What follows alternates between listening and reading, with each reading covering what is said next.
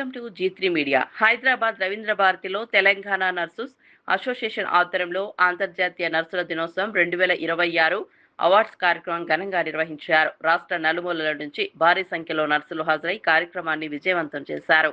ఈ సందర్భంగా మొత్తం 1919 మంది నర్సులను ప్రత్యేకంగా సన్మానించడం విశేషంగా నిలిచింది.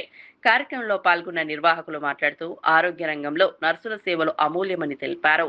సాధికారత పొందిన నర్సులు మరింత సమర్థవంతంగా ప్రజల ప్రాణాలను కాపాడగలరని చెప్పారు. వైద్య రంగంలో నర్సుల పాత్ర అత్యంత కీలకమని, కరోనా వంటి క్లిష్ట పరిస్థితుల్లో వారు అందించిన సేవలు మరువలేనివని కొనియాడారు.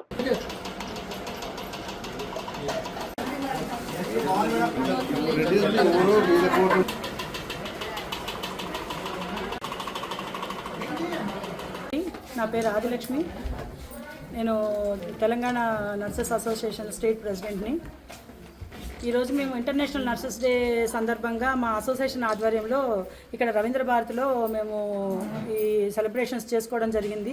ఇందుకు సంబంధించి మేము ఫ్లారెన్స్ నైటింగేల్ యొక్క విశిష్టతని, ఆవిడ గొప్పతనాన్ని గుర్తు చేసుకుంటూ ఈ సేవలో, ఈ రంగంలో వివిధ రకాలుగా సేవలు అందించిన వాళ్ళని, సీనియర్స్ని సత్కరించుకొని వాళ్ళందరినీ కూడా ఈ రోజున మేము సెలబ్రేట్ చేసుకున్నామండి.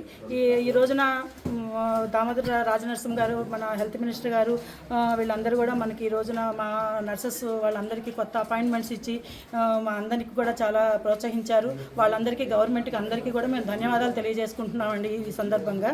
Thank you very much. ఎంతమందికి ఈరోజు చేశారు? 19 మెంబర్స్కి ఇచ్చారండి.